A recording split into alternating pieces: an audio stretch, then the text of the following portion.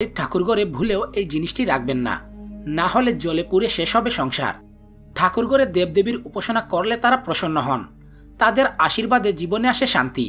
কিন্তু আপনি কি জানেন যে ঠাকুরঘরে পুজো করার সময় কয়েকটি বিষয় একান্তভাবেই খেয়াল রাখা দরকার, না হলে তারা রুষ্ট হতে পারেন। সনাতন ধর্ম জানাচ্ছে কোন কোন বিষয়ে সতর্ক থাকতে হবে। তাই এ সম্পর্কে বিস্তারিত জানতে ভিডিওটি শেষ পর্যন্ত দেখুন। এই ঠাকুরঘরেরও কয়েকটি নিয়ম আছে, এমনকি ঠাকুরঘরে কয়টি মূর্তি রাখবেন, কোন কোন দেবতা রাখবেন তারও একটি নিয়ম রয়েছে। ঠাকুরঘরে গণেশের 3টি মূর্তি থাকলে বাড়িতে অশুভ প্রভাব পড়ে, তাই ভুলেও ঠাকুরঘরে গণেশের 3টি মূর্তি রাখবেন না।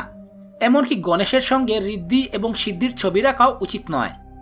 ঠাকুরঘরে 2টি শিবলিঙ্গ রাখা বিপজ্জনক, কারণ একই দেবতার একাধিক মূর্তি সৌভাগ্যের বদলে দুর্ভাগ্যকে ডেকে আনতে পারে। এর ফলে গৃহশান্তি বিঘ্নিত হতে পারে, এমনকি গৃহে প্রবেশ করতে পারে দারিদ্র্য। ব্রহ্মা বিষ্ণু মহেশ্বরের মূর্তি ঠাকুরঘরে রাখলে অন্য দেবতার মূর্তির সঙ্গে তাদের এক আসনে না রাখাই বিধেয়। রাধাকৃষ্ণের ছবির সঙ্গে কৃষ্ণ মীরাবাইয়ের ছবি বা মূর্তি রাখা অনুচিত, এতে আল্লাদিনী শক্তি কুপিত হন। ঠাকুরঘরে মৃত ব্যক্তির ছবি রাখা একেবারেই উচিত নয়। যদিও হিন্দু মতে মৃত ব্যক্তির ছবি ঠাকুরঘরে রাখার রীতি রয়েছে, কিন্তু বাস্তুশাস্ত্র বলছে এটা ভুল। এমনটা নাকি কখনোই করা উচিত নয়, এতে হিতে বিপরীত হতে পারে।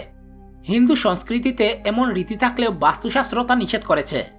বলা হয়ে থাকে ঠাকুরঘরে মৃত ব্যক্তির ছবি দুর্ভাগ্য ডেকে আনতে পারে, কারণ এক্ষেত্রে দেবতার সঙ্গে সাধারণ মানুষের তুলনা করা হচ্ছে, যা আদতে উচিত নয়।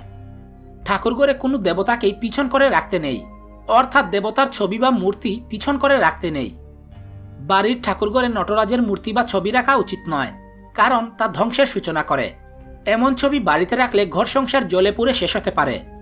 এছাড়াও চেষ্টা করুন যাতে বাড়িতে আলাদা করে ঠাকুরঘর থাকে এবং সেই ঘর সবসময় পরিষ্কার পরিচ্ছন্ন রাখুন। ঠাকুরঘরের বিপরীতে রান্নাঘর বা কাছাকাছি কোনো বাথরুম রাখা উচিত নয়। তো ভিউয়ার্স, এই ছিল আমাদের আজকের ভিডিওটি কেমন লাগলো তা কমেন্টে জানাতে ভুলবেন না। ভিডিওটি ভালো লাগলে তা সবার সাথে শেয়ার করুন। ধন্যবাদ।